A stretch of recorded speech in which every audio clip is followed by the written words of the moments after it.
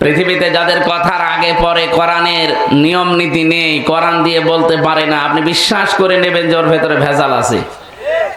প্রশ্ন আসতে পারে, ও জানে না তাই বলে না। ও জানে না কেন? ও যে জানে না এটা ওর অপরাধ। কথা বোঝেন? বহু মানুষ আমরা কিন্তু এই দেশে এই ফতোয়া জারি করেছি যে আমি জানি না তাই মানি না। আপনি জানেন না কেন? আমি কি মায়ের পেট থেকে জেনে এসেছি? আমি যদি জানতে পারি, আপনি জানবেন না কেন? সুতরাং এই অজুহাত আর চলবে না যে জানি না তাই মানি না। আপনাকে জানাও ফরজ, মানাও ফরজ। কেউ যদি ইসলামের কোনো নিয়ম নীতি জানে, তার একটা ফরজ আদায় হয়েছে, মানে না, এই জন্য তার একটা গোনা হবে। কিন্তু একটা লোক জানেও না মানেও না, ও জানার ফরজও আদায় করেনি, মানার ফরজও আদায় করেনি, ওর গোনা হবে কয়টা? বলেন বলেন। আপনি যদি এই মুসলমানের মাথায় একটা বাড়ি দেন, আপনার একটা গোনা হবে। আর এই হিন্দু লোকের মাথায় বাড়ি দেন, ডবল গোনা হবে। কারণ এই আমাদের কাছে সংখ্যালঘু, এদেশে মাত্র ৬-৭ ভাগ অন্য ধর্মের লোক আছে। আমরা ৯২ থেকে ৯৩ ভাগ মুসলমান। একদিকে ওনার মাথায় বাড়ি দিলে একটা জুলুমের গোনা হবে, আর একটা হচ্ছে আমানতের খেয়ানতের গোনা হবে। কথা বুঝতেছে?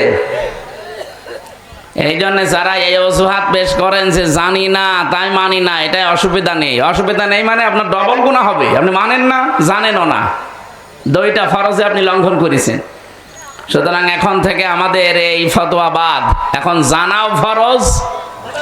বলেন বলেন। তাহলে আপনি না জানলে মানবেন কি করি? আর জানার জন্যই তো বিভিন্ন পরিবেশ দরকার। আজকে তার ভেতর একটা বহু নিয়ম নীতি আমরা না জানার কারণে মানুষ আমাদের ভেতরে চালিয়ে দেয়, ধর্ম বলি, ইসলাম বলি। আমরা জানি না তাই। আমরা যদি জানতাম ওগুলো যে ইসলাম না, আমরা তাহলে জানার পরে ছেড়ে দিতে পারতাম।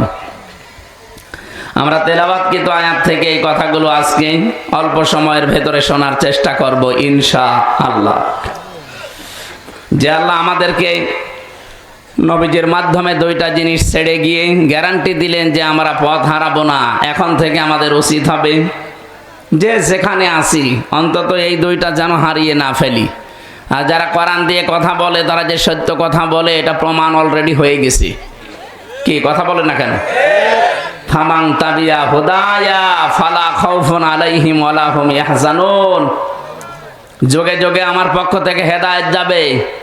যদি অনুসরণ করতে পারো, আমি আল্লাহ গ্যারান্টি দিলাম, কোনো ভয়ও নেই, চিন্তাও নেই। এই ৫৪ বছরে এটা যদি আমরা মেনে নিতে পারতাম, সত্যি আমরা ভয় এবং ভীতির ঊর্ধ্বে থাকতাম। আজ আমাদের ভয়, ভীতি, চিন্তা এই কারণে, কারণ আল্লাহর কথা আমাদের বিশ্বাস হয় না। আল্লাহর বাইরে যারা আছে, যাদের চরিত্রের অধঃপতন এমন জায়গায় পৌঁছিয়েছে যে শয়তান পর্যন্ত লজ্জা পায়, তাদের কথা আমাদের বিশ্বাস হয়। অথচ তাদের কোনো দলিল আছে? তাদের কাছে কোনো দলিল নেই, কথায় কোনো দলিল নেই। এ কথা বোঝেন আমার? সুতরাং আজকে থেকে যারা কথা বলবে, সে যেই হোক, যদি কোরআন দিয়ে বলে, আবার কোরআন দিয়ে বললেও হবে না। ওই যে তাহিরি ভাইয়ের মতো, ও তো কোরআন দিয়েই বলে, কিন্তু সব বানানো। ও যা বলে সব ওর মন গড়া কথা, কিন্তু কোরআনের নামে চালিয়ে দেয়। এটাকে আমি বানিয়ে বলছি? ওয়াইন্না ফারিকাম মিনাল মুমিনিনা,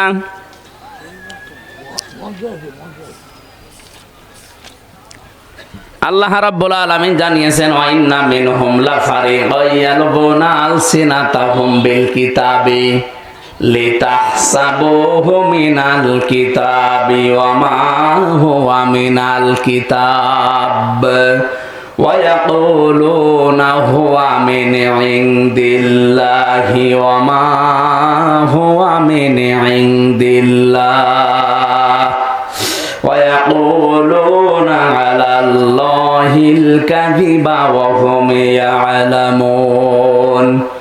সূরা আলে ইমরানের ৭৮ নম্বর আয়াতে আছে, খুব ভালো করে মিলাবেন। এই সিনাইদা বিশেষ করে শৈলকুপার জন্য আয়াতটা খুব দরকার। ওয়াইন্না মিনহুম লাফারিকান ইয়ালবুনা আলসিনাতাহুম বিল কিতাব। হে নবী, তাদের ভেতরে অনেক মানুষ এমন আছে যারা বক্তা, আলোচক, যারা কথা বলতে পারে। এই দল এমন একটা দল, তারা বের হয় কি করে আপনি জানেন?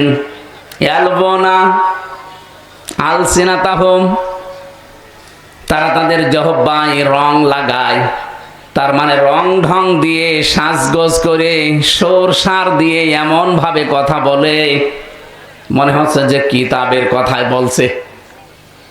লিতাহসাবুহু মিনাল কিতাব, মানুষেরা ধারণাও করে যে মনে হয় কোরআনের কথাই হবে। ওমা হুয়া মিনাল কিতাব, অথচ এগুলো একটাও কোরআনের কথা নয়। ওয়ায়াকুলুনা, তারা এই কথাও বলে হুয়া মিন ইনদিল্লাহ, এগুলো আল্লাহর পক্ষ থেকে সব নাযিল হয়েছে। ওমা হুয়া মিন ইনদিল্লাহ, এগুলো একটাও আল্লাহর পক্ষ থেকে আসে নাই। ওয়ায়াকুলুনা, তারা যা বলে আলাল্লাহিল কাযিবা, আল্লাহ সম্পর্কে যা বলে এগুলো সব মিথ্যা কথা বলে।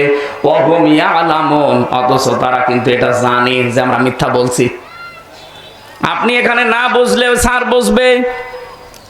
আল্লাহর নামের সাথে অন্য কোন নাম কেউ যদি জুড়ে দেয় তার ডবল শাস্তি হবে কিয়ামতে। এটা সূরা ফুরকান 19 নাম্বার পারার 4 নাম্বার পৃষ্ঠার 13 নাম্বার লাইনের 78 নাম্বার আয়াত, এটা না 68 নাম্বার আয়াত, প্রথম অংশে আছে আল্লাযীনা লা ইয়াদউনা মা'আল্লাহি ইলাহান আখার। খুব ভালো করে মিলাবেন। আল্লাহ পাক বলেন রহমানের যে বান্দা তাদের 12টা গুণ দুনিয়ায় পাওয়া যাবে, তার ভেতরে একটা গুণ এই, তারা কখনো আল্লাহর সাথে অন্য কাউকে ডাকবে না। এই যে মা'আল্লাহি ইলাহান আখারা, আল্লাহকে ডাকে কিন্তু পাশাপাশি অন্য কাউকে তার সাথে জুড়ে দেয়। আমি নাম ধরে বললাম আপনাকে শিক্ষা দেওয়ার জন্য, বোঝার জন্য। বলেন তো এই যে মাওলানা তাহিরি সাহেব, উনিও তো জিকির করে আল্লাহর, আটরশির ময়দানে ওরাও জিকির করে আল্লাহর, কিন্তু পাশাপাশি এমন এমন নাম জুড়ে দেয়, ইয়ালি বাবা, কেল্লা বাবা, ফতে বাবা, খাজা বাবা, এগুলো বলে না বলেন? তাহলে আয়াত অনুযায়ী কি ওই মানুষগুলো আল্লাহকেও ডাকে, পাশাপাশি অন্য কাউকে যারা জুড়ে দেয় জিকির হিসাবে, ইউদাআফ লাহুল আযাব, আল্লাহ বলেন এদের শাস্তি হবে ডবল। তাহলে এদেরকে যদি আল্লাহ শাস্তি, ওরা কি জানে না এই আয়াত? ওরা নিজেদের দরবার, নিজেদের পেটের কারণে এই কাজগুলো ওরা ধর্ম বানিয়ে নিয়েছে। রং ঢং দিয়ে জহব্বা উলট পালট করে সুর সার দিয়ে মনে হচ্ছে হ্যাঁ এ কোরআনের কথাই হবে। আপনি দেখেন সূরা আলে ইমরানের 78 নাম্বার আয়াতটা পুরাপুরি মিলে যাচ্ছে না এরকম বক্তাদের সাথে, এরকম পীরদের সাথে? এক কথা বলেন না কেন? মনে হয় যে না, এ যত সুন্দর করে সুর সার দিচ্ছে এমন হয় কোরআনের আয়াতই হবে। আর সাধারণ মানুষও তো এরকম, আরবিতে গালি দিলেও মনে করে হয় দোয়া করছে। আমি মাওলানা রুহুল আমিন ভাই একটা গল্প বলছিল আমার, দেখ ইমাম সাহেব সুদের বিরুদ্ধে ওয়াজ করিস, মসজিদের সভাপতি সুদ খায়। সুদ মানে উনি ওই টাকা ছেড়ে রাখে, টাকা আসে, এই সত্তর শৈল্য পায়নি। এটা কিন্তু মায়ের সাথে জেনা করার গোনা হচ্ছে। আপনার হাসতেছেন মানে আপনি টের পান কি করেন? আপনি 1000 টাকা ছেড়ে রাখে, মাসে মাসে 200 টাকা করে বেশি দেয়। এটা যদি এলাকায় থাকে এটা বাদ দেওয়া লাগবে ভাই। কারা কারা এই কাজে আছেন ছেড়ে দেবেন, হাত তোলেন তো। আলহামদুলিল্লাহ, যাক এই এলাকায় তো আমার মনে হয় বলা ভুল হয়ে গেল। সত্যি কি এলাকায় সব নেই না? হ্যাঁ, আপনি লজ্জা পান কোন কারণে? কিসের লজ্জা আপনার? কোন ও নেই, ঠিক আছে। যাক এই এলাকাটা এখনো যে ভালো আছে আলহামদুলিল্লাহ। কিন্তু সেই দিন আমি ওই যে ইসে পেয়েছিলাম হরিণাকুণ্ড, ওনারা দেখলাম কয়েকজন হাত তুলেছে, টাকা ছেড়ে রেখেছে আর টাকা আসে। তাহলে জেনায় তার একই জেলায় 2 রকম নিয়ম চলছে, এরকম হইল না। তারপরেও যদি কেউ ভুল ভালো এগুলো করে থাকেন, আশা করছে আপনি ছেড়ে দেবেন। ছেড়ে দেবেন তো ইনশাল্লাহ? এই যে ইনশাল্লাহ বলছে, তার মানে আছে। আমার ভাইরা, সুদ খাওয়া, ঘুষ খাওয়া, জেনা ব্যভিচার করা, উলট পালট করে আপনি কামাই করছেন।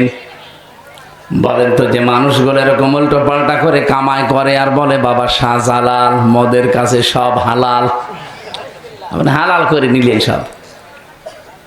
যেটা বলতে চাচ্ছিলাম এই হাদিস দিয়ে, বিশ্ব নবী মুহাম্মদুর রাসূলুল্লাহ সাল্লাল্লাহু আলাইহি ওয়াসাল্লামের উম্মত আমরা যারা দাবি করছি, নবীজি এই পৃথিবীতে আসার পরে যতগুলো কাজ নিষেধ করেছিলেন তার ভেতরে কিন্তু এই সুদ একটা।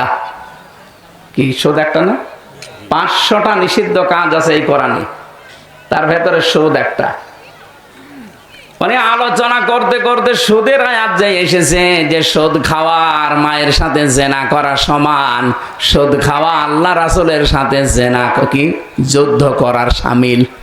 এ কথাগুলো বলার পরে বেশ সুন্দর করে নামাজ হয়ে গেল। নামাজ পড়ার পরে যিনি সভাপতি আছে উনি বলছে, হুজুর আপনি আর ওয়াজের আয়াত পেলেন না, আপনি আমার দিকে তাকিয়ে তাকিয়ে আয়াতটা পড়লেন। আমি যে এলাকায় টাকা ছেড়ে রাখি এ তো সবাই জানে, আপনার বলার দরকার কি? ইমাম সাহেব কি ওইটা জেনে বলেছি? ঠিক আছে, আপনি যখন আমার অপমান করলেন এতগুলো মানুষের সামনে, আমার উলঙ্গ করে দিলেন, আপনার আমি আর রাখবো না, বাদ দিয়ে দিলাম। ঠিক আছে, ওখান থেকে গিয়েছে উপশহরে, ওই যে নাটোরের খেজুর তলা বলে আছে চলন বিলের ভেতরে, ওই এলাকায়। ওখানে ইমামতে নিয়ে আমি বেশ ভালোই করছিলাম, কয়েক সপ্তাহ গেল। কিন্তু প্রথম যে আয়াত তেলাওয়াত করেছি পর্দার আয়াত, পর্দার আয়াত আসার পরে সেক্রেটারি যিনি উনি ডাক দিয়ে বলছে, হুজুর আপনি একটা কাজ করলেন, আমার বউ না একটু ব্যারাকে চাকরি করে, একটু এলোট পালট হয়ে যায়, আপনি তাই বলে এইভাবে বলবেন? মানুষ তো জানে যে আমার বউ চাকরি করে, আপনি বলতে গেলেন কেন? আপনি যখন আমার মান সম্মান রাখলেন না, আপনাকেও রাখবো না, বাদ দিয়ে দিয়েছে। বলছে এখন আমি আর শহরে উপশহরে কোনো জায়গায় থাকবো না, এমন এক গ্রামে যাবো যারা আরবি বোঝে না। ওই চলন বিলের ভেতরে এক গ্রামে নামাজ পড়িয়েছে, ভালোই বয়ান করেছে, একেবারে সরসার দিয়ে কথা বলার পরে উনি জমান নামাজে তেলাওয়াত করেছে সূরা ইয়াসিন, কয়েকটা আয়াত, ইয়াসিন আল কোরআনিল হাকিম। তেলাওয়াত করার পরে নামাজ শেষ হয়ে সবাই বলছে, না ইমাম সাহেব ভালোই আছে, এর গলা খুব সুন্দর, কণ্ঠ ভালো, এইটাই লাগবে। কিন্তু ক্যাশিয়ারের মন খারাপ, ডাক দেয়া বলো, হুজুর আপনি কি সূরা পড়লেন? কেন? ইয়াসিন পড়েছি। আপনি একটা কাজ করলেন, এই মসজিদের সভাপতির নাম ইয়াসিন আর ওর বাপ মরে গেছে, তার নাম হাকিম। আপনি তো বললেন ইয়াসিন আল কোরআনিল হাকিম, আমি তো ক্যাশিয়ার, আপনাকে টাকা দেব, আমার নামে কোনো সূরা নেই, আমি আপনার নামে সূরা পাবো কোথায়? আপনার নাম তো বাবর মিয়া, বাবর মিয়া নামে কোনো সূরা আছে? আগামী সপ্তাহে আমি জানি না, আমার নামে যেভাবে হোক একটা আয়াত পড়া লাগবে, যদি আগামী সপ্তাহে না পড়েন আপনার আমি বাদ দিয়ে দেব। ওই একটা সপ্তাহ ধরে চিন্তা করছে আমি বাবর মিয়ায় কনে পাবো, ওরা কোরআন খুলে দেখে না বাবর মিয়া নামে কোনো সূরা নেই, তো বাবর মিয়া নামে তো সূরা পড়া লাগবে, একটা বানিয়েছে। জমান নামাজে প্রথম রাকাতে সূরা ফাতিহার পরে পড়েছে, ইয়া বাবর আনতা কালবন ও আবুকা খিনজির ও জাদ্দুকা হিমার ফাইন্নাহুম জাহিলুন। প্রাণ এমন দিয়া দিয়েছে মনে করছে কোরআনের আয়াতই হবে। নামাজ শেষ করার পর বলছে, হুজুর কি আয়াত পড়লেন যে সব জায়গায় শুধু আমারই নাম? আপনি একটু বাংলা বলেন তো আয়াতের। বাংলা বলা যাবে না, না বলেন। বাংলা হচ্ছে, হে বাবর নিশ্চয় তুই কুকুর, তোর বাবা শুকর, তোর দাদা গাধা, তোর 14 বংশ সব মূর্খ দল। একটা সূরা হইল, আরবি তো ভালোই লাগছে। ওর ইমামতি যাই ছিল আর থাকবে, ওর ওই জায়গা থেকেও বাদ দিয়ে দিয়েছে। আমি যেটা বোঝানোর জন্য উদাহরণটা বললাম, আজ ভাবেন তো কোরআনে কারিমের আয়াত তেলাওয়াত করার পরে এত সুন্দর করে সরসার দিয়ে তাহেরি ভাই এবং এই সুন্নি নাম নিয়ে ভণ্ডরা এমন সুন্দর করে তেলাওয়াত করে টান দেয়, মানুষ বলে আল্লাহু আকবার, মনে হচ্ছে কোরআনের আয়াতে এগুলো আছে, অথচ সবগুলো বানানো, একটা কথা ওই আয়াতে ওইভাবে নেই। ওরা আয়াত পড়ছে, ইয়া আইয়ুহাল্লাযীনা আমানুত্তাকুল্লাহা ওয়াবতাগু ইলাইহিল ওয়াসিলা, হে ইমানদারেরা, আল্লাহকে ভয় করো আর তাকে পাওয়ার জন্য একটা ওসিলা তালাশ করে। এই ওসিলাই হচ্ছে পীর সাহেব। এখানে কি পীরের নাম আছে? বলেন। ওরা বানিয়ে নিয়েছে, অথচ ওসিলার ব্যাখ্যা আপনি তাফসিরে খুঁজবেন। ওসিলা মানে নেক কাজ। ওসিলা মানে কি? ওসিলার 2 নম্বর অর্থ হচ্ছে ওসিলা হচ্ছে নবীর সম্মান। এগুলো বলে না, পীর সাহেব বানিয়ে নিয়েছে যে আল্লাহকে পাওয়ার জন্য পীর ধরা লাগবে। এখানে কোরআনের আয়াত পড়লে হবে না। যারা আছেন এই জন্য তো বলছে আপনাকে জানতে হবে হামজা যা বলে আসলে কোরআনে আছে তো নাকি ও উল্টো পাল্টা করে বানিয়ে বলেছে, এটা আপনাকে আগে জানা লাগবে, তাহলে আপনি শুনে মজা পাবেন। কি কথা বলেন না কেন? এই যে দেখলেন না কতগুলো বক্তার নাম আল্লাহ বললেন যে বহু বক্তা এরকম আছে রং ঢং দিয়ে। লেসানের বহুবচন আলসেনা। লেসান মানে জহব্বা, জহব্বা উলট পালট করে সরসার দিয়ে কানে হাত দিয়ে এমন ভাবে টান মারে মনে হয় যে না কোরআনে আছে। এমনকি তারা বলেও ওয়ায়াকুলুনা হুয়া মিনিং দিল্লাহ, এগুলো আল্লাহর পক্ষ থেকে এসেছে। আল্লাহ পাক বলেন না, এগুলো একটাও আমি আল্লাহ এরকম কথা নাজিল করি নাই। ওয়ায়াকুলুনা আলাল্লাহিল কাযিবা ওয়া হুম ইয়ালামুন। এই মানুষগুলো কিন্তু ভালোভাবে জানে যে আমরা যা বলছি এগুলো কোরআনের কথা না, আল্লাহর কথা না। জেনে শুনে ওদের ব্যবসার কারণে, দরবারের কারণে এগুলো বলে। এই বলেন তো, এরকম মানুষ দেশে নেই? এটা রেকর্ড হচ্ছে, সারা দেশে কালকে যাবে। সুতরাং আল্লাহর সাথে যারা অন্য কাউকে জুড়ে ডাকেন, আপনি ভুল পথে আছেন, আপনার শাস্তি ডবল হবে। আর মনে করতে পারেন আলেম ডাকে, আলেমের সাথে আমি ডাকি, অসুবিধা কি? আরে ভাই, আলেম ও তো জালেম, ও তো জানা শোনার পর সত্য গোপন করে রাখছে। এক কথা বলেন না কেন? সুতরাং আপনি আমাকে আমি যা বলছি এটা আপনি কোরআনের তাফসিরের সাথে মিলান, আর ওর কথাটাও মিলান। জীবনে ওর কথা তাফসিরের সাথে মিলবে না, ওর বাবার সাথে মিলবে। কারণ ওর বাবা তো দরবার ঠিক রাখার জন্য ওটা বানিয়েছে, আর আমার তো দরবার নেই, আমার ঠিক রাখারও দরকার নেই। কথা বলছে না কেন? তাহলে ডবল শাস্তি হবে কোন মানুষের? যারা আল্লাহর সাথে অন্য কাউকে ডাকেন তাদের। সুতরাং আজকে থেকে মরণ পর্যন্ত জিকির হবে আল্লাহর, কিন্তু আল্লাহর পাশাপাশি অন্য কাউকে আর ডাকা। বলেন বলেন, সে খাজা বাবা হোক, দয়াল বাবা হোক, ন্যাংটা বাবা হোক, আগলা বাবা হোক, মাগলা বাবা হোক, কোন বাবার নাম জিকিরে জায়েজ নেই। এমনকি রাসূলুল্লাহর নামেও জিকির করা জায়েজ নেই। রাসূলুল্লাহর নামে হবে দরুদ শরীফ। আমার সাথে একজন জেলে ছিল, এই 3টা বছর আমি পেয়েছিলাম তাকে। ওই যে সোহেল চৌধুরী হত্যা মামলার আসামি মামুন, 30 বছর, ওর 30 বছর জেল ছিল, 25 বছর পরে বের হয়েছে। মাঝে মাঝে দেখতাম রাত্রে 2:30 3টায় উঠতাম আমরা তাহাজ্জুদ পড়তে, আর ও উঠতো জিকির করার জন্য। উঠে একেবারে জিকির আরম্ভ করেছে, তাও জাতের জিকির না, জিকির করছে ইয়া রাসূলুল্লাহ, ইয়া রাসূলুল্লাহ। কি গো? মাওলানা মামুনুল হক আর আমি ওনাকে ডাকলাম, ভাই কি করেন আপনি? জিকির করি। জিকির মানে ইয়া রাসূলুল্লাহ, ইয়া রাসূলুল্লাহ কিসের জিকির? বলছে রাসূলের ইশকে। রাসূলের ইশকে কোনো জিকির আছে? আরে ভাই, জিকির হবে তো আল্লাহর নামে। কে শিখিয়েছে আপনাকে আন্দাজে জিকির? উনি ওই দিন বলেছিল মামুন সাহেব, হামজা সাহেব আমাকে শিখিয়ে দিয়েছে। একজন পাগড়িওয়ালা হুজুর এসেছিল জেলে, সবুজ পাগড়ি মাথায় দেয়, তার মানে মাছ ভান্ডারি।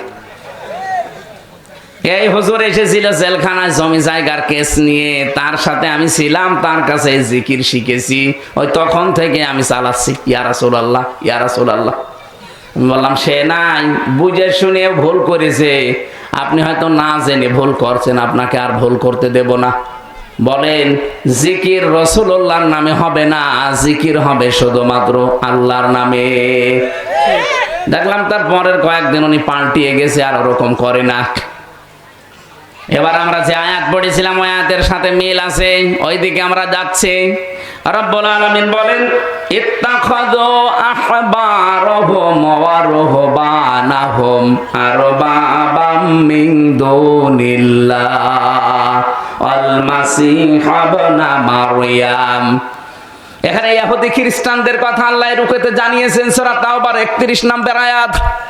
রব্বুল আলামিন বলেন, বহু মানুষ এমন আছে এই পৃথিবীতে, তারা তাদের আহবার এবং রুহবান, তার মানে এখানে দুইটা কথা জানিয়েছেন। আহবার মানে ধর্মীয় পণ্ডিত যারা, আর রোহবান মানে যারা বৈরাগ্য, সংসার ধর্ম মানে নাই যে পীর ফকির যারা দাবি করে, লালনের মাজারে যারা যায়, ওদের নাকি সংসার ধর্ম নেই, ওরা আল্লাহর রাস্তায় বেরিয়ে পড়েছে।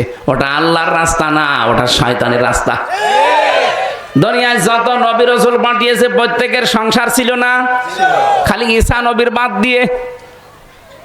তিনি বৈরাগ্য না, তিনি দুনিয়ার সংসার ত্যাগী ছিলেন, তিনি সংসার ধর্ম করে যেতে পারেননি, কারণ তিনি এত ভক্ত হয়েছিলেন আল্লাহর আখিরাতের যে একটা খাবারের জন্য, একটা পানি খাওয়ার জন্য একটা গ্লাস ছিল কাছে, কৌটা। উনি একবার লক্ষ্য করে দেখলেন সাগরের পাশ দিয়ে যাওয়ার সময় যে সাগরের পাশ থেকে একজন পানি তুলে খাচ্ছে, নদী বা সাগর থেকে। সেই লোকটা জকও নেই, গ্লাসও নেই, তার কাছে কাপও নেই, হাতের আজলিতে পানি তুলে খাচ্ছে। ওর দিকে তাকিয়ে তাকে চিন্তা করলেন, আল্লাহ, এই লোকটা একটা গ্লাস দিয়ে পানি খাবে, সেই গ্লাস ওর নেই, আর আমি একটা নবী, আমার গ্লাস থাকবে কোন কারণে? ও ছাতা আমার দরকার নেই, ফেলে দিলেন সাগরে। তা আপনি সেরকম হতে পারবেন? আপনি তো উল্টা পাল্টা কাজ করে বেড়ান, মহিলা নিয়ে গাঁজা খেয়ে আপনি চোখ মুখ লাল করে থাকেন। আপনি কিসের বৈরাগ্য অনুসরণ করেন? আপনি সূরা হাদীদের ভেতরে আল্লাহ রাব্বুল আলামিন, সূরা হাদীদের ভেতরে আছে, এটা আমি পেয়েছিলাম জেলখানায় থাকতে, আমি পড়ে পড়ে এটা বের করেছিলাম।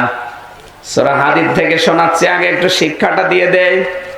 রাব্বুল আলামিন বলেন, وَجَعَلْنَا فِي قُلُوبِ الَّذِينَ اتَّبَعُوهُ رَأْفَةً وَرَحْمَةً وَرَهْبَانِيَّةً ابْتَدَعُوهَا مَا كَتَبْنَاهَا عَلَيْهِمْ إِلَّا ابْتِغَاءَ رِضْوَانِ اللَّهِ فَمَا رَعَوْهَا حَقَّ رِعَايَتِهَا।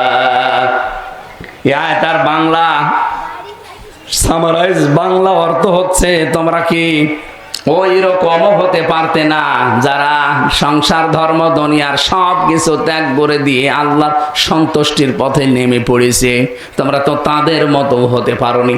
যদিও আল্লাহ এটা উৎসাহ দেননি যে তাদের মতো হও, আল্লাহ আমাদেরকে জানাতে চেয়েছিলেন এটা, যে তোমরা যদি তাদের মতো হতে, তাও তো একটা কথা ছিল, তোমার চরিত্র ঠিক নেই। রাত হলে তোমার চরিত্র একরকম, দিনের বেলা আর একরকম মনে হয়। মানুষ অনেকে দেখে যে মনে হয় দুনিয়ার কোনো ধান্দাই নেই, অথচ তোমার যে গোনার পাল্লা কেউ না জানলে আমি আল্লাহ কিন্তু জানি। এই পীর ফকির যাদের নাম বলেন, অনেকে ভয় পান এদের দেখলে, মনে না এর ভেতরে মাল আছে, কিচ্ছু নেই, মাল যা আছে সব দেখা যায়। এই কথা বলছেন না কেন? লালনের মাজারে একবার যে দেখি রাত 9:30টার দিকে একটা উলঙ্গ, প্রায় একেবারে অর্ধ উলঙ্গ, সব শেষ, ওর শরীরে কিচ্ছু নেই, ওরে দুধ খাওয়াচ্ছে একজন গ্লাসে করে। বললাম, কি করেন? হুজুরে আল্লাহর ওলি, এর ভেতরে মাল আছে। মাল যা আছে সব তো দেখা যাচ্ছে, নতুন মাল দেখাও। এ মাল তো সবার আছে, এ মাল সবার নেই, ওই মালই দেখাচ্ছে, তো মাল হলো। ওদের চরিত্র ঠিক ওই রকম। সম্মানিত মা বোন যারা এসেছেন, কখনো এই শয়তানদের বিশ্বাস করবেন না। নবীজি আয়াত পড়ার পর একটা হাদিস বলছিলেন, তারা তাদের আহবার, রহবান, তাদের ধর্মীয় গুরুদেরকে, তাদের ধর্মের আলেমদেরকে, বিশেষ করে ভণ্ড আলেমদের কথা এখানে আছে, আর যারা সংসার বৈরাগী, এই মানুষগুলোর কাছে তোমরা তো রব মেনে তাদেরকে চলো, তারা যে হুকুম দেয় সেইটাই তোমরা করো, অথবা ঈসা ইবনে মারিয়ামকে তোমরা রব বানিয়ে ফেলেছো। সাহাবীরা বললেন, হুজুর আপনি আয়াতটা যে শোনালেন, কই আমাদের জীবনে আমরা তো এরকম আলেমদেরকে, ধর্মীয় পণ্ডিতদেরকে, পীর সাহেবদেরকে, সংসার বৈরাগী যারা, তাদেরকে তো আমরা রব মানি না। রব মানো না মানে? তারা যদি কোনো কিছু বলে যে এটা করো, তোমরা কি করো না? বলে হ্যাঁ করি। তারা যদি নিষেধ করে এটা করো না, তোমরা কি ছেড়ে দাও না? বলে হ্যাঁ তো করি। তো এইটাই তো রব মানা। রব মানে কি? ওনার আদেশ মানা লাগবে, ওনার নির্দেশ নিষেধ ছেড়ে দেওয়া লাগবে। সুতরাং আপনি কোনো কিছু মানতে হলে আগে দেখবেন যে লোকটা নিষেধ করছে এর পেছনে আল্লাহ এবং রসুলের কোনো দলিল আছে কিনা। যারা দরবারে গেলে বলে যে এমন বাবার মুরিদ আমি, নামাজ কালাম লাগে না, এটাকে আল্লাহ রাসূলের সাথে যায়। আরো জোরে বলেন। আরে ভাই, শৈলকুপা থানার বহু জায়গায় এগুলো চলছে, এই কারণে আমি বলছি। মনে করছেন হুজুর কিছু জানে না? বহু জায়গায় এরকম ভণ্ডামি চলছে। রব্বুল আলামিন বলেন, ওমা উমিরু ইল্লা লিয়াবুদু ইলাহা ওয়াহিদা। এই পৃথিবীতে তোমাদেরকে আদেশই দেওয়া হয়েছে যে ইবাদত যদি করতে চাও, কার করবা? ইলাহা ওয়াহিদা, একজন ইলাহ, লা ইলাহা ইল্লাহু, তিনি ছাড়া কোনো ইলাহ নেই। ইলাহ মানে কি? ইলাহর চারটা অর্থ আছে। এক নাম্বার, ইলাহ মানে মাবুদ। মাবুদ মানে ইবাদত পাওয়ার যোগ্য। ইবাদত পাওয়ার যোগ্যতা শুধুমাত্র আল্লাহর আছে, আর কারো নেই। এই জন্য ইবাদতের ক্ষেত্র যখন আসবে, ভাই এবং বোনেরা, এদিকে তাকান, ভাই এবং বোনেরা সবাইকে বলছি, ইবাদতের ক্ষেত্রটা যখন আসবে, দুনিয়ায় কারো কথা আর মানা যাবে না, কারণ ইবাদত সব লিমিট করা আছে। কেউ যদি বলে এই যে জোহরের নামাজ 4 রাকাত, একটু আর একটু বেশি করে 5 রাকাত পড়েন, পারবেন? বলেন বলেন। কারণ ইবাদতটা লিমিট করা আছে। নামাজ পড়াও যেমন ইবাদত, নামাজ ছেড়ে দেওয়াও কি? নামাজ ছেড়ে দিয়ে ইবাদত না? যখন মাথার উপরে সূর্য থাকে, যখন সূর্য ওঠে, যখন ডোবে, এই 3 সময় নামাজ না পড়া ইবাদত। তাহলে ইবাদতটা বুঝতে হবে। ইবাদত হচ্ছে আল্লাহর হুকুম যেটা আসবে মেনে নেওয়া, যেটা আসবে নিষেধ ওটা ছেড়ে দেওয়া। ওটা যদি আপনার ভালো নাও লাগে তাও মানা লাগবে। কথা বলেন না কেন? তাহলে এখান থেকে আমরা শিক্ষা পেলাম কি? যেহেতু আল্লাহ এক, ইলাহা ওয়াহিদা, একজন ইলাহ। ইলাহ শব্দের প্রথম অর্থ বললাম মাবুদ, আর মাবুদের বাংলা অর্থ হচ্ছে ইবাদত পাওয়ার যোগ্য। ইবাদত পেতে হলে আল্লাহ বাদে কোনো সত্তা নেই, পৃথিবীতে কেউ নেই যে তার ইবাদত করা যাবে। ইবাদতের বাংলা অর্থ কি বলেছি বোঝা গেছে? যে আল্লাহর নিষেধ, আল্লাহর আদেশ, এই দুইটা মেনে চলার নাম ইবাদত। সুবহানাহু আম্মা ইউশরিকুন, আল্লাহ পবিত্র, তার সাথে কাউকে শিরিক করবা না। পীর ফকির দিয়ে, ধর্ম ব্যবসায়ী দিয়ে, আজ হাজারো সন্ন্যাসী দিয়ে এগুলো ইসলামকে ধ্বংস করার জন্য অনেক কাফের মুশরিক, বিশেষ করে খ্রিস্টান আর ইহুদিরা এদেরকে লাগিয়ে দিয়েছে। এই 15.5 বছরের দিকে তাকান, এই শিরিককারী, বেদাতকারী, কুফরিকারী, সর্বরে সুন্নি নাম নিয়ে এই আলেমগুলোর কোনো সমস্যা ছিল না দেশে। তাদেরকে বাতিলরা আরো টাকা পয়সা দিয়ে ওরস শরীফ করিয়েছে, নওরোজ শরীফ করিয়েছে, ইসালে সাবাব করিয়েছে। ওই আলেমের মতো আর একজন আলেম যারা কোরআনের তাফসীর করে, সেগুলো 144 ধারা জারি করেছে। তার মানে ওদেরকে চালাচ্ছে অবশ্যই বাতিল এবং জালেমরা। তাদের টার্গেট এই যে তারা আল্লাহর পথ থেকে মানুষকে দূরে সরিয়ে রাখবে। আল্লাহ পাক বলেন, ইউরিদুনা, তারা চায়, আইয়াতফিউ নূরাল্লাহি বিআফওয়াহিহিম, ওরা মনে করেছিল যে সেভাবে হোক আল্লাহর এই নূর, এই কোরআন, এই ইসলাম আস্তে করে দুনিয়া থেকে লিভে যাবে। ওয়ায়াবাল্লাহু ইল্লা আইয়ুতিম্মা নূরা, কিন্তু না, আমি আল্লাহ, আমার একটা সিদ্ধান্ত আছে যে আমার নূর, আমার ইসলাম আমি দুনিয়ায় জ্বালাবই। ওয়ালাউ কারিহাল কাফিরুন, যদিও কাফেরদের কাছে এটা মন খারাপ হবে। আমার মনে হচ্ছে আয়াতটা বাংলাদেশে 100 ভাগ মিলে গেছে। জালেমরা তো চেষ্টা চালিয়েছে, অনেক ভণ্ড পীরকে, ধর্ম ব্যবসায়ীকে, অনেক মাজার আলাকে এই কাজে লাগিয়ে দিয়েছিল সুন্নির নাম নিয়ে। নিজেরা করছে একদিকে, এদেরকে ইসলামের একটা লেবাস পরিয়ে, মুখোশ পরিয়ে লাগিয়েছে। এরা নতুন নতুন ইসলাম বের করতো, এদের কোনো সমস্যা ছিল না। আরো বাতিলরা এদেরকে টাকা পয়সা দিয়ে অর্থনৈতিক সাপোর্ট করতো। বলেন তো, ইসালে সাওয়াবে বাধা হয়েছে বাংলাদেশে, আপনি পেয়েছেন? বলেন না কেন? ওরস শরীফে বাধা হয়েছে কেন? নওরোজ শরীফ হয়, খসরোজ শরীফ হয়, গোসল শরীফ হয়, কোন জায়গায় বাধা নেই। একটাই কারণ সেখানেও তো কোরআনের কথা, হাদিসের কথা, নবীজির কথাই বলা হবে, বাধা নেই কেন? আর আমরাও কোরআনের কথা, হাদিসের কথা, নবীজির কথা বললে 44 ধারা জারি করে দাও। পার্থক্য এইটাই, জালেমরা খুব ভালোভাবে জানে যে আমরা যা করছি আল্লাহর নূরকে ধ্বংস করার জন্য, এরাও একই কাজ করছে, শুধু লেবাস পরে। এই বলেন। কিন্তু হামজা যেটা করছে, আল্লামা সাইদি যেটা করছে, এটা যদি জনগণ জেনে ফেলে তাহলে আমরা যে অবৈধ চেয়ারে আছি, এ চেয়ার থাকবে না। কারণ তাফসির মানে খুলে ফেলা। তাফসির মানে কি? একটা আবরণ দিয়ে ঢাকা আছে, আবরণটা তুলে ফেললে আপনি দেখতে পারবেন যে কি আছে ভেতরে। তাফসির যারাই করে তারা সমাজ, পরিবার, রাষ্ট্রের বিভিন্ন অসঙ্গতিগুলো তুলে ধরে যে এটা ইসলাম না, এটা ইসলামের নামে বানানো, এটা জুলুম, এটা কুফরি, এটা শিরিক, এটা বেদাত। তখন ওই মানুষগুলো যারা নিজেরা এগুলো তৈরি করে ব্যবসা করে খায়, ওই মানুষগুলো চিন্তা করবে জনগণ তো জেনে ফেলবে যে আমি কয় নাম্বার। তখন ওরা বাধা দেয় যে এখানে রাজনীতি হবে, এটা বন্ধ করে দাও। গত বছর ঠিক এই কায়দায় বন্ধ করে দিয়েছে। এইটা এই কথা বলছেন না কেন? আমি আসার পর আমাকে ঘর দিয়ে দিল, বলতে দিল না।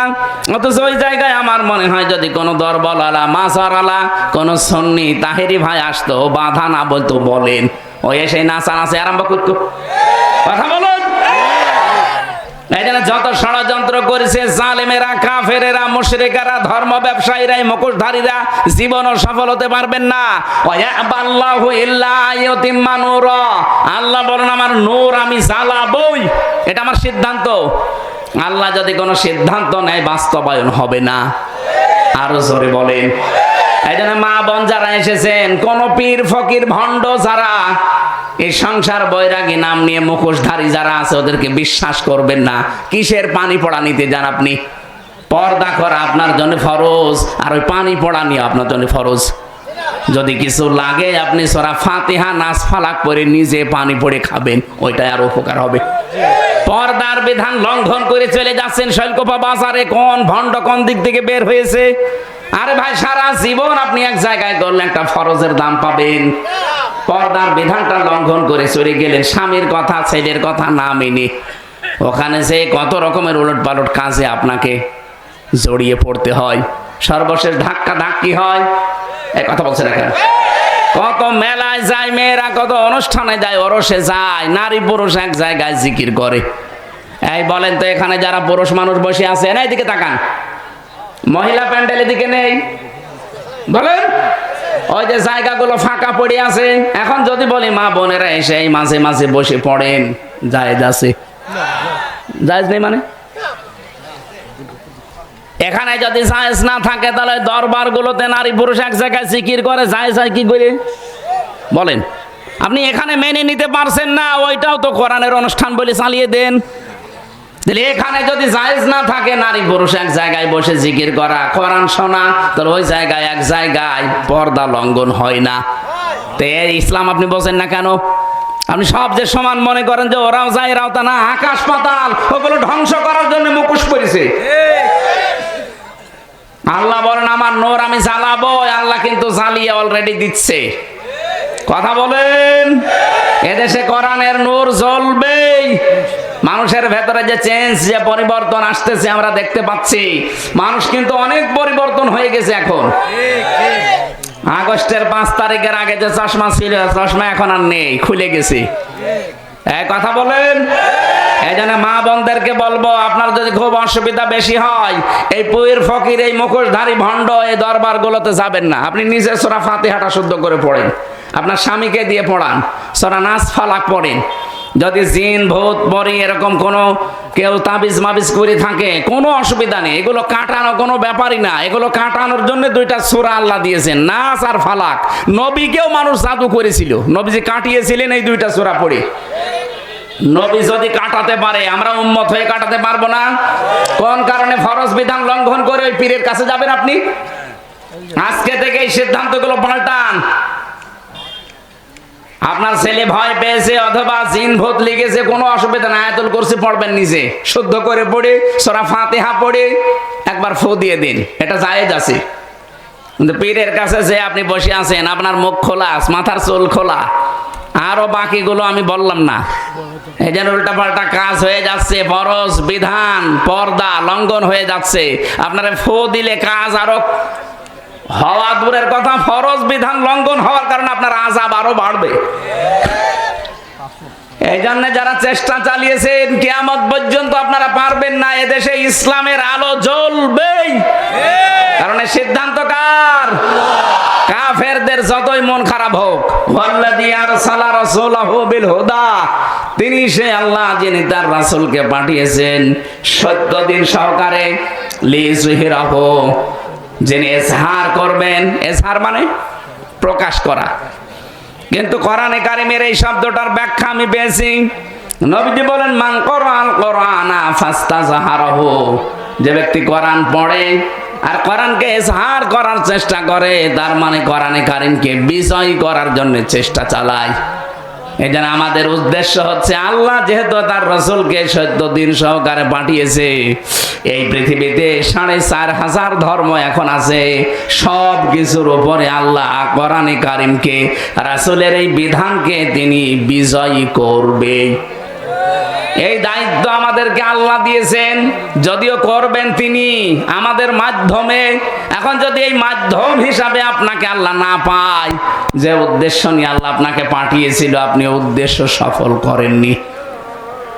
জমিনে আল্লাহ আপনাকে পাঠিয়েছিলেন খলিফা হিসাবে, খেলাফতের দায়িত্ব যদি আপনি ঘাড়ে তুলে না নেন, তা আপনাকে পাঠানো আল্লাহর কি হয়েছে? কিছুই হয়নি। এই জন্য আপনি খেলাফতের দায়িত্ব হাতে তুলে নেবেন, কাঁধের উপরে তুলে নিয়ে জীবন যতদিন আছে, জীবনের শেষ দিন পর্যন্ত চেষ্টা চালিয়ে যাবেন। অধ্যক্ষ কি নাম যেন ওনার? সিরাজ আলী, অধ্যক্ষ সিরাজ আলী। আমি শুনেছি লোকটার জীবনী, অল্প কিছুদিন সময় শুনেছি, আমি ছেড়ে যাওয়ার আগে তার কথা শুনেছি। এই লোকটার মতো আপনার চেষ্টা থাকা লাগবে জীবনের শেষ দিন পর্যন্ত, কি করে আল্লাহর জমিনে আল্লাহর বিধানগুলো খেলাফতের দায়িত্বের মাধ্যমে পালন করা যায়। ওয়ালাউ কারিহাল মুশরিকুন, আল্লাহ পাক বলেন যদিও মুশরিকদের এটা খারাপ লাগবে, যারা শিরিক করে তাদের মন পাওয়া যাবে না। ইয়া আইয়ুহাল্লাযীনা আমানু, হে যারা ঈমানের দাবি করো, ইন্না কাসীরাম মিনাল আহবারি ওয়ার রুহবানি লা ইয়াকুলুনান নাস লা ইয়াকুলুনা আমওয়ালান নাসি বিল বাতিল। হে ঈমানদারেরা, অনেক ধর্ম ব্যবসায়ী আছে, মুখোশধারী আছে শয়তান, এরা আহবার এবং রুহবান, এরা বৈরাগ্যের নাম নিয়ে, পীর ফকিরের নাম নিয়ে, দরবেশের নাম নিয়ে জনগণের সম্পদগুলো তারা অবৈধভাবে শরীয়তের নাম বলে খায়। ওয়ায়াসুদ্দুনা আন সাবিলিল্লাহ, আল্লাহর পথ থেকে তারা মানুষদেরকে দূরে সরিয়ে রাখে। এই যে আমি বলছিলাম না, ওদের উদ্দেশ্য এইটা, কি করে মানুষকে ধর্ম থেকে, ইসলাম থেকে, আসল কাজ থেকে দূরে সরিয়ে রাখা যায়। বিভিন্ন উলট পালট নাম দিয়ে ওরা মানুষকে দূরে সরিয়ে রাখার চেষ্টা চালাচ্ছে। সারা বাংলাদেশের ৪৮,০০০ পীর, প্রায় সবারই উদ্দেশ্য এইটাই। শয়তান ওদেরকে ব্যবহার করে এইভাবে, ওয়াল্লাযীনা ইয়াকনিজুনা আয-যাহাবা ওয়াল ফিদ্দাতা ওয়া লা ইউনফিকুনাহা ফি সাবিলিল্লাহ ফাবাশশিরহুম বিআযাবিন আলীম। যে মানুষগুলো তাদের স্বর্ণ রূপা জমা করে রাখে আর এগুলো আল্লাহর রাস্তায় খরচ করে না, এদেরকে আপনি যন্ত্রণাদায়ক শাস্তির সুসংবাদ দেন। মেয়েরা যারা এসেছেন, আপনার শাড়ির সংখ্যা কত আপনি নিজেও জানেন না। আলমারির ভেতরে 3 পিস শাড়ি দিয়ে, লেহেঙ্গা দিয়ে ভরে গেছে। এরপরও বিভিন্ন অনুষ্ঠান আসলে, বিভিন্ন দিবস আসলে স্বামীকে চাপ দেন যে আমার আরেকটা লাগবে। যত আছে এইটারই তো আপনি এখনো সাদকা করেননি, যাকাত দেননি। শুধু সোনার উপর যাকাত দেওয়া লাগবে না, পৃথিবীর প্রতিটি জিনিসের যাকাত আছে, শরীরেরও যাকাত আছে। এই কথা বলছেন এখানে, শরীরের যাকাত নেই? শরীরের যাকাত হচ্ছে রোজা রাখা, প্রতি সপ্তাহে 2টা, সোমবার বৃহস্পতিবার, প্রতি মাসে 3টা, 14, 13, 14, 15, আর প্রতি বছরে হচ্ছে কমপক্ষে 30টা, ওই যে রমজানে। এরপরে আরো নফল রোজা আছে, শাওয়ালের চাঁদে রোজা আছে, রজবের চাঁদে রোজা আছে, মুহররমের চাঁদে রোজা আছে। এগুলো দিলে আপনার শরীরের যাকাত আদায় হবে, শরীরকে আপনি সুস্থ রাখতে পারবেন। বলেন তো, শরীরের যদি যাকাত থাকে তাহলে আপনার শাড়ির যাকাত নেই? কোন কারণে 30টা শাড়ি আপনি তুলে রেখেছেন, অথচ আপনার নিজের আপন ছোট বোন ও শাড়ির অভাবে অলঙ্গ অর্ধলঙ্গ থাকে। আপনার নিজের চাচাতো ভাবির শাড়ি নেই, কি করবেন এই শাড়িগুলো? এখনো যদি মরে যান, 30টা শাড়ি আপনার স্বামী আরেকটা বিয়ে করে সেই বউকে দিয়ে দেবে। সুতরাং বেঁচে থাকতে এগুলোর হক আদায় করবেন। যারা এগুলোর হক আদায় করতে চান না, আল্লাহর রাস্তায় খরচ করেন না। বহু মহিলার কাছে টাকা আছে, আশপাশের কোন গরিব মহিলা এসে যদি বলে, আপা ভাবি 100-200 টাকা 500 টাকা একটু ধার দেন বা এমনি দেন, ও দিতে তো চাই না, আরো ঝাড়ি মারে। ও আবার নামাজ পড়ে বলে, রোজা রাখে। কিসের নামাজ পড়েন আপনি? একজন মানুষকে যদি কেউ ধার দেয় তার ডবল সওয়াব হয়, যদি দান করে তার একটা সওয়াব হয়। ধার দিলে ওই মানুষটার উপকার হলো এক, আর আপনি তাকে সাহায্য করলেন। সুতরাং আমরা যদি সামর্থ্য থাকে দান করে দিয়েন, আর যদি দান করতে নাও পারেন অন্তত তার বিপদ উদ্ধার করার জন্য ধার দিয়েন। কত মহিলার কাছে ধনী যারা এলাকায়, তাদের কাছে গরিব এলাকার মানুষেরা আসে, এরকম আসে না? যারা এগুলো খরচ করতে চান না, আল্লাহর রাস্তায় খরচ করা থেকে আপনি বিরত থাকেন। আল্লাহ রাব্বুল আলামিন বলেন, ইয়াউমা ইউহমা আলাইহা ফি নারি জাহান্নামা ফাতুকওয়া বিহা জিবাহুহুম ওয়া জুনুবুহুম ওয়া যুহুরুহুম হাযা মা কানাসতুম লিআনফুসিকুম ফাযুকু মা কুনতুম তাকনিজুন। যারা তাদের সম্পদের যাকাত দেননি, 7.5 ভরি সোনার উপরে হয়ে গেছে, যাকাত দেননি। 52 ভরি রূপার উপরে হয়ে গেছে, যাকাত দেননি। প্রশ্ন আসতে পারে, আমার 7.5 ভরি না, আমার 7 ভরি হয়েছে, হাফ ভরি হলে যাকাত দেওয়া লাগবে, এই জন্য আমার কিনি না। এরকম চালাক মানুষ নেই? বাংলাদেশ গরিব দেশ, এই দেশের হিসাব করে আপনি যদি সর্বোচ্চ এখন 92,000 টাকার স্বর্ণ রৌপ্য, ব্যাংকের টাকা, বাক্সের ভেতরে টাকা আছে, এগুলো সব যা হিসাব করে দেখবেন, যদি 1 বছরে সম্পদগুলোর উপরে পার হয়ে যায় 92,000 টাকার মালামাল সব মিলে যদি হয়ে যায়, আপনাকে 100 টাকায় 2.5 টাকা যাকাত দেওয়া লাগবে।